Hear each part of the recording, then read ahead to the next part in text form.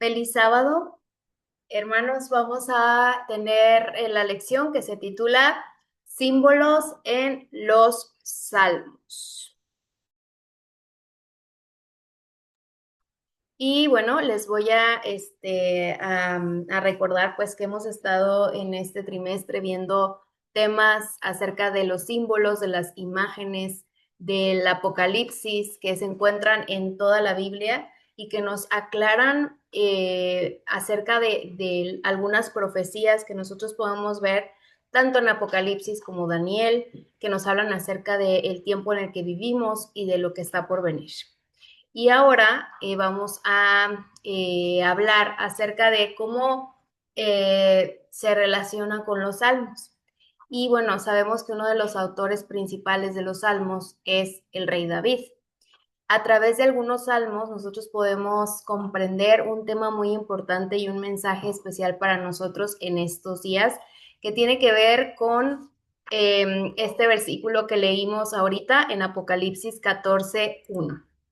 Aquí nos habla acerca de un momento en el cual es un momento muy especial cuando aparece el Cordero, ¿sí? Que está en un lugar que es el Monte de Sión. Y en esta escena, en este momento que se describe aquí en Apocalipsis, Juan vio que también estaba el Cordero, pero que estaba muchas más personas, que eran alrededor de 144,000. Y pues estas personas, nosotros ahora sabemos, estudiando la Biblia, estudiando también apoyándonos del espíritu de profecía de Elena de White, pues nosotros sabemos que las 144,000 personas se refiere a aquel remanente, ¿sí? Aquellas personas que estarán en los últimos días, que podrán estar vivas cuando Jesús venga y será el remanente especial del pueblo de Dios, pero de los últimos días. ¿Por qué? Porque remanente, bueno, lo que está la iglesia o estas personas que se mantuvieron fieles al final de los días. Así que es un tema que tiene que ver con los 144,000, eh, con el remanente del pueblo de Dios. Pero vamos a analizar qué tiene que ver esto con los salmos. Ahorita vamos a ver que al momento de nosotros estudiar o leer el Salmo 15 y el Salmo 24, hay algo en común que tienen con el Apocalipsis 14:1, que es un símbolo. Y en este caso estamos hablando de un monte, de un lugar, el monte de Sión. En Salmos 15:1 vamos a estar nosotros leyendo la Biblia, les recomiendo que la tengan por ahí. Vamos a encontrar que David pues hace mención acerca de ese lugar, del monte, y vamos a ver Salmos 15:1. De hecho, el subtítulo de este capítulo dice, los que habitarán en el monte santo de Dios. Hace referencia como un monte, y este monte no es un monte cualquiera, es el monte santo de Dios. Y dice el Salmo 15:1, Jehová, ¿quién habitará en tu tabernáculo? ¿Quién morará en tu monte santo? Esto tiene en común el Salmo 15 y el Salmo 24, que también David pues habla acerca de un monte y de un lugar. Dice 24:3, dice, ¿quién subirá al monte de Jehová y quién estará en su lugar santo? Con estos versículos nosotros podemos destacar que el monte es un lugar santo, no es cualquier lugar, ¿sí? Y pues nosotros también en Apocalipsis 14:1 encontramos acerca esta visión de lo que va a suceder y nos habla acerca del monte, de un monte, y le pone nombre, el monte de Sión. Así que para entender un poco estos conceptos, pues vamos a ver qué era el monte de Sión. El monte de Sión se encontraba al oeste de lo que hoy se conoce como la ciudad vieja en Jerusalén. era considerado la sede del trono de Dios o de su presencia entre su pueblo. O sea, si bien es cierto que el monte de Sión estuvo en un lugar, o sea, literal, físicamente ahí en ese lugar, en lo que se conoce como la ciudad vieja en Jerusalén, tenía un significado también espiritual. Cuando nosotros hablamos del monte de Sión, significa también que era donde se manifestaba la presencia de Dios, la presencia de Dios entre su pueblo. Y nosotros también ahí en Salmos podemos ver que el monte, que David se refiere a un monte, también es el tabernáculo. O sea, el monte y el tabernáculo es prácticamente lo mismo. Y ahorita vamos a ver lo que pasaba en el tabernáculo. Y bueno, nuevamente hablando del monte de Sión, se dice que el monte Moria, donde estaba el templo, donde se construyó el templo de Jerusalén, que construyó Salomón, ese monte, por haber sido elegido para que estuviera el templo, pues se le llamaba también y se le conocía como el monte de Sión. ¿Y esto por qué? Bueno, porque el monte de Sión pues representa entonces el lugar del trono de Dios o de su presencia. ¿En dónde? Pues entre su pueblo, ¿ok? Entonces, pues este es uno de los principales símbolos o imágenes que nosotros podemos ver en los salmos que nos ayudan a comprender el Apocalipsis en este caso 14, hablando acerca de lo del monte.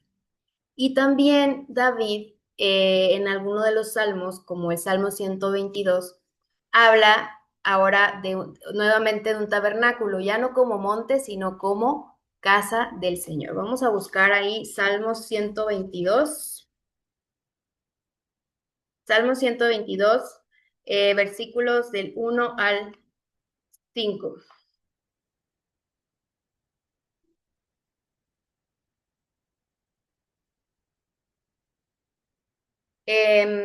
Dice así: Yo me alegré con los que me decían, a la casa de Jehová iremos.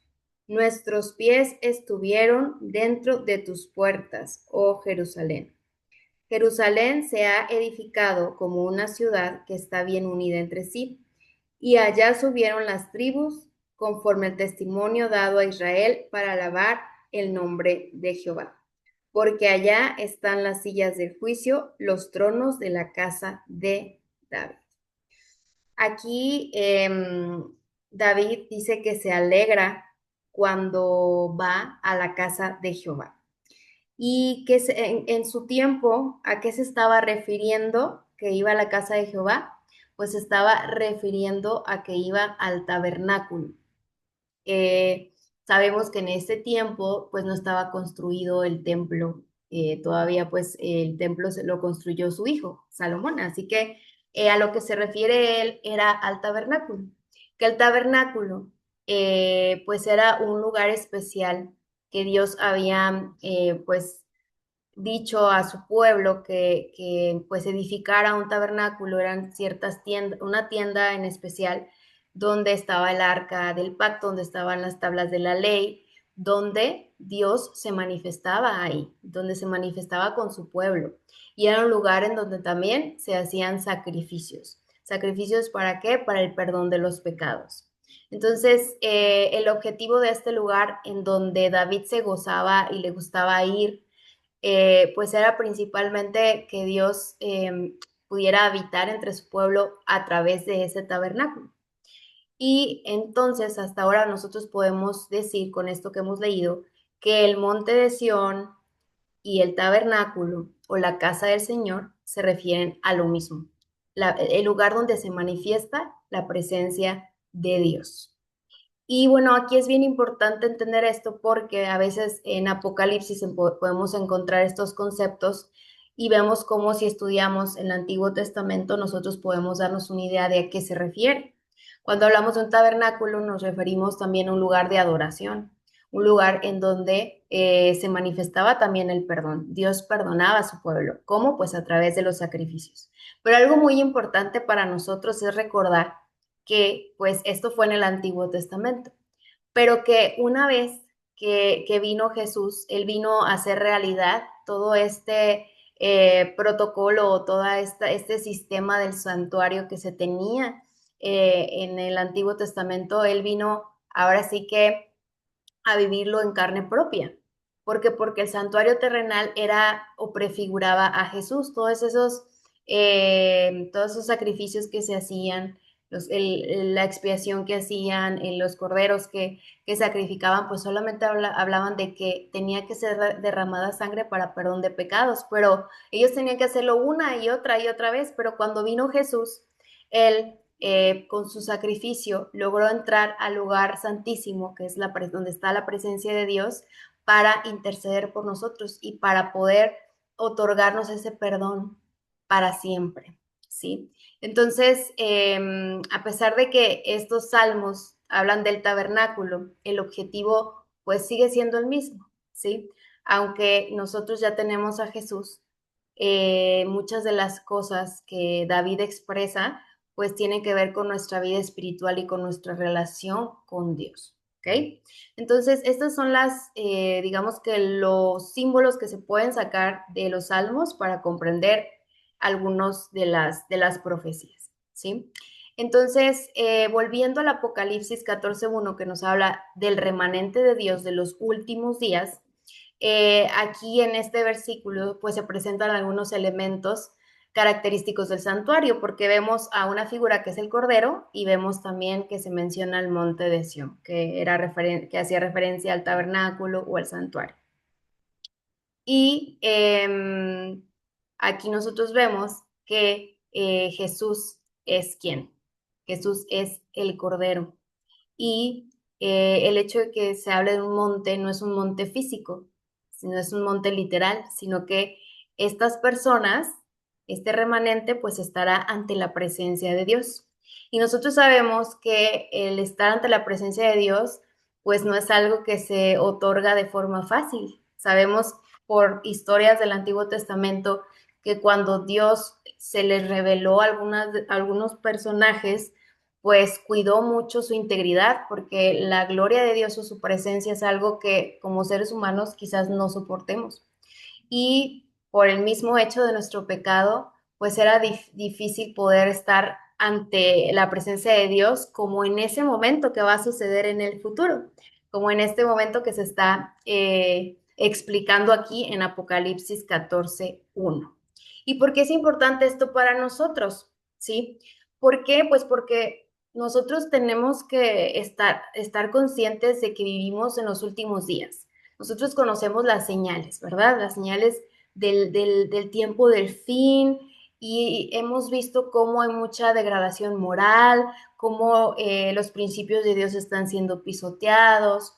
O sea, estamos viviendo épocas que nos dicen que realmente si no nos damos cuenta que ya estamos en la última etapa de este mundo, pues estamos dormidos prácticamente, porque todo nos está hablando acerca de que vivimos ya en estos últimos días, no sé cuántos años nos queden, ¿verdad? Quizás en muy poquitos, no sé, no sabemos, pero de que esta generación va a poder experimentar pronto este suceso, pues es algo que sí se siente, ¿no? Se percibe, sobre todo si estudiamos la Biblia, ¿sí? ¿Por qué? Porque Dios nos está también abriendo nuestra mente para que nos demos cuenta. Entonces, cuando hablamos de eso, de que a nosotros nos está tocando vivir en esta época, pues significa que este mensaje de los 144,000 y los 144,000 podemos ser nosotros. Si comprendemos que los 144,000 son ese remanente de la iglesia de Dios que va a poder presenciar su venida, que va a aguantar, que va a estar vivo, y que vamos a ser como esas primicias de aquellas personas que se van a salvar, ¿no? Entonces, si nosotros tenemos vida ahora y Dios nos permite tener vida en unos años más, podríamos ser parte de ese grupo, ¿sí? De esos 144,000. Entonces, entender en el tiempo en el que vivimos y entender que las decisiones que tomamos todos los días pueden influir en que yo pueda ser parte de ese grupo o no, pues es muy importante. Y creo que tiene que caernos como el 20 de que no estamos hablando de sucesos ajenos o estamos hablando de otras personas o una profecía que ya pasó, que ya se cumplió, sino que estamos hablando de una profecía que es muy probable que nos toque a nosotros presenciar, ¿sí? ¿Y qué tiene que ver esto con los salmos? ¿Qué tiene que ver esto pues con esta lección? Pues bueno, principalmente con esta pregunta que hacía David, ¿no? David en los salmos él pregunta cosas y luego las explica, ¿no? Y hablando de, estos salmos, por ejemplo, en el salmo que leímos ahorita, en el salmo 15, David pregunta, ¿quién habitará en su santo monte? Y cuando hablamos de su santo monte, ya sabemos de qué estamos hablando. Sí, ya estamos hablando que es el lugar donde está el Cordero, donde está Jesús, donde está Dios, sí, es el santuario celestial, si le queremos decir así. O sea, ¿quién va a poder estar y subir al monte o subir a la presencia de Dios? David lo preguntaba, lo decía en su tiempo, en su contexto, ¿no? En el contexto que él sabía que el monte era el tabernáculo, ¿no? O la casa de Dios. Pero nosotros también, si lo podemos preguntar así, pues, ¿quién va a poder estar ahí en la presencia de Dios? Y aquí en el Salmo 25, perdón, en el Salmo 15, pues aquí David nos contesta, ¿no? Nos dice que solo el de conducta intachable y que practica justicia y que dice la verdad, o sea, aquel que sea sincero, aquel que practique justicia, aquel que tenga una conducta excelente, una conducta intachable. Y ahí pues describe, ¿no? Aquel que no calumnia con la lengua, o sea, que no empieza a decir chismes, aquel que no hace mal a su prójimo, aquel que no le acarrea desgracias a su vecino, aquel que, aquí podemos malentenderlo, ¿no? Pero dice, desprecia al que Dios reprueba, o sea, aquel que pues le hace caso o permite que las personas que no temen a Dios influyan en su vida. Si no se trata de que despreciar es algo negativo, ¿no? De que nosotros hagamos mal a las personas que no temen a Dios. No se trata de eso, pero se trata de aquel que se deja llevar o se deja de influenciar por esas ideas, por las personas que pues no, simplemente no creen en Dios, ¿sí? Y dice que pues, pero honra al que teme al Señor. Entonces, son características de aquellos que podrán ir al monte de Sión, que podrán ir a la casa de Dios. Y dice que aquel que cumple lo prometido, aunque salga perjudicado, aquel que presta dinero sin sacar en intereses, ¿no? Sin ánimo de lucro y no acepta sobornos que afecten al inocente.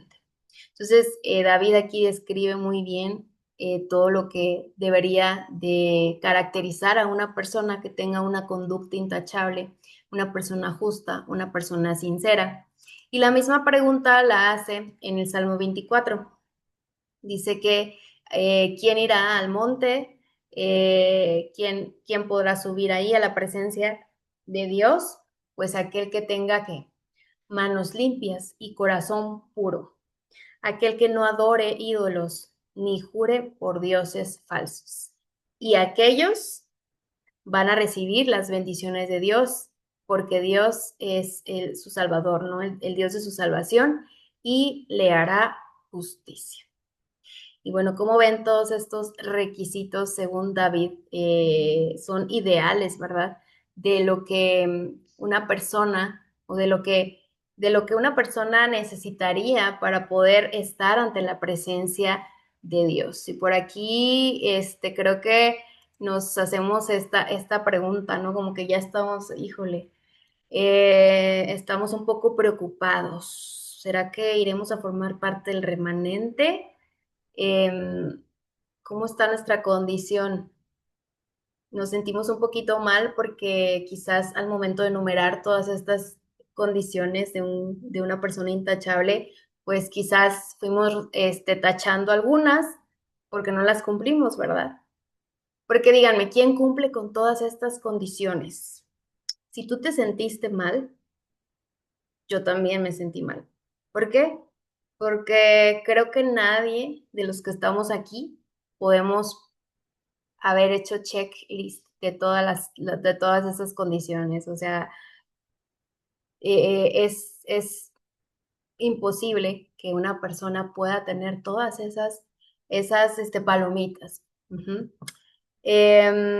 ¿Por qué? Pues porque nuestra condición, pues, del ser humano, pues nos lleva muchas veces a pensar en dañar a las personas, a maldecir, a responder, a chismear, o sea, todo lo contrario a lo que vimos ahorita, que es algo que Dios pues quiere ver en nosotros para que nosotros podamos estar ahí, ¿verdad? En su presencia, o algo que David decía, bueno, quieres ir a la casa de Dios a adorar, quieres ir a disfrutar de la presencia de Dios, bueno, pues hay que ser de esa forma, ¿no?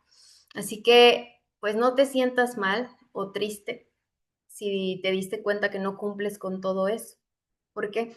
Porque nadie de nosotros lo cumple, nadie de nosotros, y si decimos que lo cumplimos, quizás un día nos esmeramos y, ay, todo bien, ¿no? Pero estoy segura que algo por ahí en nuestra mente, pues no nos falló y quizás no dimos el 100% en eso. Así que no hay nadie que pueda cumplir con esto y que sea perfecto. Pero recordemos algo, que hay alguien que está en el monte de Sión, alguien que puede ayudarnos, alguien que llegó al santuario celestial, alguien que llegó al lugar santísimo y Él es quien va a ser nuestra solución para este corazón afligido, para estas cosas que no logramos hacer, ¿sí? ¿Y quién es esa persona? Es Jesús, el Cordero. Jesús el Cordero está en el monte de Sion. Ahí está, ¿sí? Y pues vamos a retomar nuevamente esta relación o este tema del Apocalipsis 14, porque ya entendimos que es Jesús. Jesús es el que está ahí en el santuario celestial y Él está ahí rodeado de 144,000 que representan el remanente de Dios, que son personas igual que nosotros. Son personas imperfectas las que van a estar en ese momento ahí, pero que Dios permitió que estuvieran en su presencia. ¿Y por qué pasó esto? Bueno, simplemente por la obra que hizo Jesús, ¿sí? Como bien les mencionaba, el camino del ser humano que no tiene remedio, que intenta ser esa persona intachable y falla una y otra vez y otra más, es aceptar a Jesús y aceptar ese regalo y aceptar que nos vista de su justicia para que nosotros podamos pasar y podamos experimentar el amor de Dios y su presencia en nuestra vida. Así que ahora que el Cordero de Dios está en el monte de Sion, o sea, en el santuario, nosotros también podemos estar allí en virtud de su perfecta justicia acreditada a nosotros. ¿Por qué? Porque solo se necesita una cosa, solo se necesita que nosotros creamos, solo se necesita tener fe, ¿sí? Y Jesús es el que nos permite estar de pie sobre el monte de Sion. Y si nosotros llegamos a ser ese remanente, que espero que sí, y nosotros llegamos a ser salvos, o sea, de que lleguemos a estar en el cielo, va a ser solamente por Jesús, solamente por su gracia, solamente por ese regalo de salvación, no por nosotros. Ahora, eso no significa que no queramos luchar por ser como esa persona que describe David, ¿sí?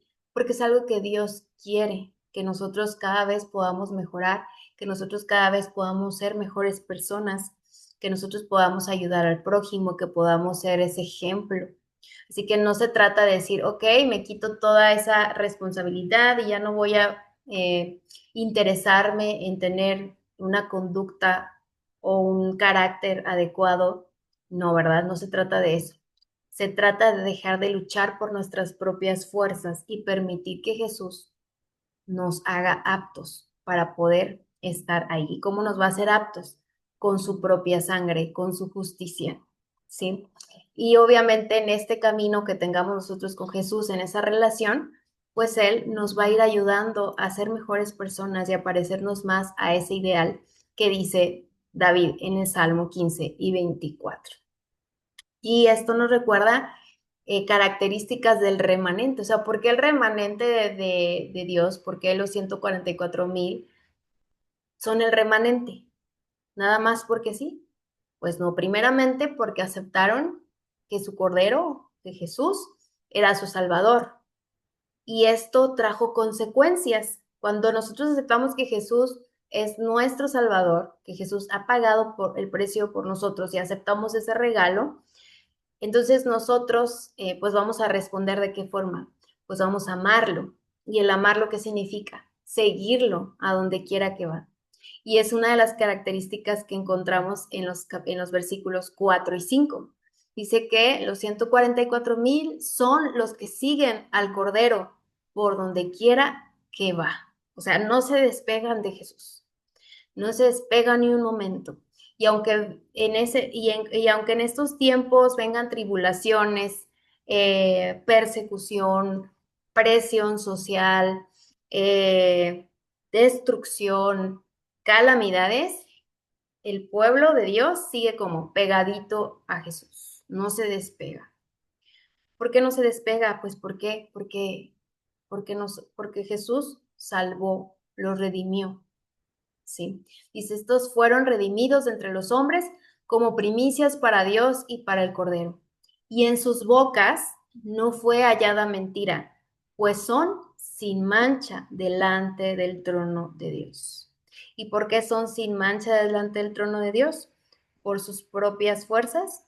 ¿Por sus propias cualidades? No, porque Jesús los vistió con su manto de justicia. Y Jesús los hace y los hizo aptos para estar en la presencia de Dios. Así que eso es algo asombroso, algo que nosotros tenemos que apuntar todos los días, asegurarnos de que somos parte de ese grupo y que si nos toca morir antes de que Jesús venga, pues tener la certeza y la confianza de que morimos creyendo en Él y que vamos a despertar porque vamos a resucitar y vamos a poder disfrutar de la presencia de Dios también. Entonces, estas son las características del remanente y algo importante que se menciona ahí es que estas personas tienen el nombre del Cordero y de su Padre en la frente, ¿sí? El nombre de Jesús y el nombre de Dios. Y no se refiere a un nombre literalmente escrito en la frente. Cuando hablamos del nombre, se refiere al carácter, ¿sí? Y era lo que les decía. Cuando nosotros estamos amando a nuestro Dios porque es nuestro Salvador y pasamos tiempo con Él, pues nos vamos apareciendo más a Él y Él nos va ayudando a que ese carácter se parezca a Él. Y entonces, aquellos que llegan hasta el fin de los días, llegan y tienen ese nombre. ¿Por qué? Porque mostraron fidelidad, porque se mantuvieron inconmovibles, porque mantuvieron ese amor por Dios y sus principios hasta el final. La vida de ellos refleja el amor y el carácter de Dios como resultado de haber sido atraídos a Dios y de amarlo a causa de quién es y de lo que ha hecho por ellos. Un amor por la salvación. Y el nombre de Dios y el carácter, o sea, vamos a tener, estas personas van a tener el carácter de Dios que se ve reflejado en qué, en que guardan, en que obedecen su ley, porque la ley moral o la ley de Dios es una representación de su carácter. Entonces, aquellas personas, ese remanente, dice Apocalipsis 14:12, que son personas que perseveraron. Esa palabra me gusta porque hay otra versión, la que conocemos nosotros, que dice, aquí está la paciencia de los santos. Pero también si cambiamos esa palabra, podemos decir que aquí está la perseverancia de los santos.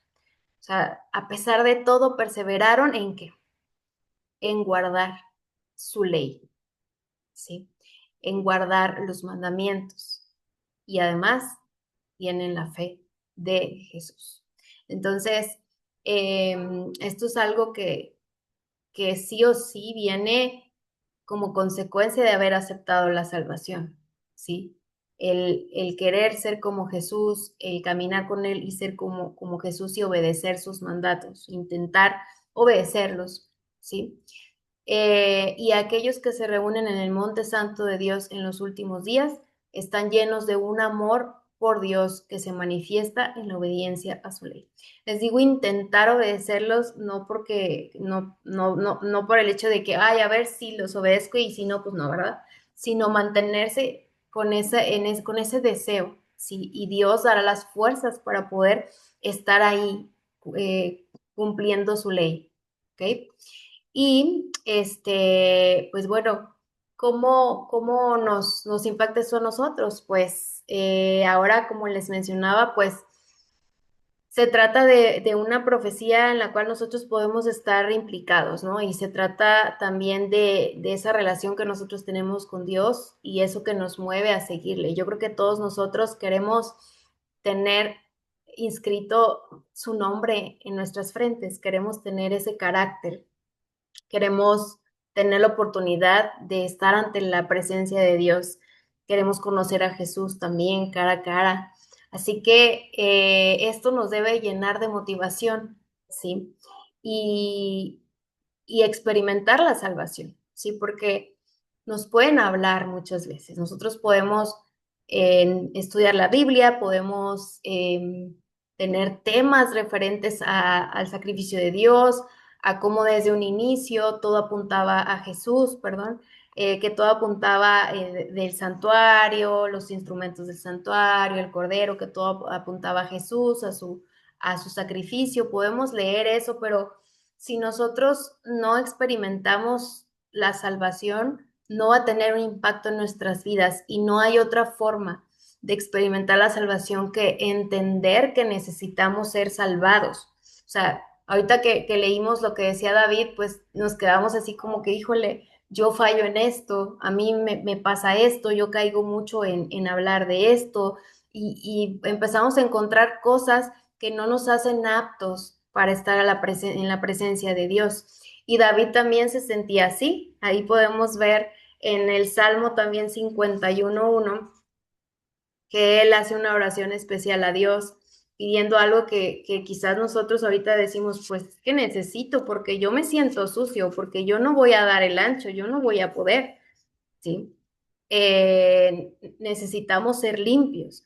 Como dice Salmo 51.1, dice, ten piedad de mí, oh Dios, conforme a tu misericordia, conforme a la multitud de tus piedades, borra mis rebeliones, lávame más y más de mi maldad y límpiame de mi pecado. Y luego él empieza a decirle, ¿no? Que él reconoce que hay cosas dentro, que hay pecados, que había pecado contra él. Y bueno, él se presenta ante Dios con una necesidad, pero también con un arrepentimiento, ¿sí? Que es importante. Entonces nosotros debemos de comprender que necesitamos pues ser limpios para poder ser salvos, ¿no? Que Dios nos cambie también nuestro corazón, que perdone nuestros pecados para que nosotros podamos entonces tener esa relación plena con Él. Entonces necesitamos comprender la necesidad o comprender nuestra condición y de que solamente Él nos puede limpiar y solamente Él nos puede salvar. Y luego más adelante, en este mismo salmo, encontramos cómo David pues pide ayuda de su espíritu, del Espíritu Santo. O sea, le pide a Dios que le dé de su espíritu. Y le pide también algo importante. En el versículo 10, David dice, Crea en mí, oh Dios, un corazón limpio. Ese es importante, ese versículo. Crea en mí, oh Dios, un corazón limpio y renueva un espíritu recto dentro de mí. Es algo que nosotros también podemos pedirle a Dios, ¿no? Que cree un corazón limpio, que ponga su espíritu dentro de nosotros, porque si no estamos con su espíritu, en este caso con su Espíritu Santo, pues va a ser muy difícil que nosotros nos podamos mantener fieles y va a ser muy difícil que apreciemos la salvación y que apreciemos que necesitamos a Jesús como nuestra única esperanza. Entonces, el Espíritu Santo es necesario para que nosotros nos gocemos de la salvación y para que nos mantengamos en el camino correcto, ¿sí? Y también, después de todo esto, en Salmos 13 y 15, vamos a leerlo ahí, del capítulo 51, perdón, Salmos 3, 51, versículos 13 y 15 dice, entonces enseñaré a los transgresores tus caminos y los pecadores se convertirán a ti. Señor, abre mis labios y publicará mi boca tu alabanza. Aquí encontramos en este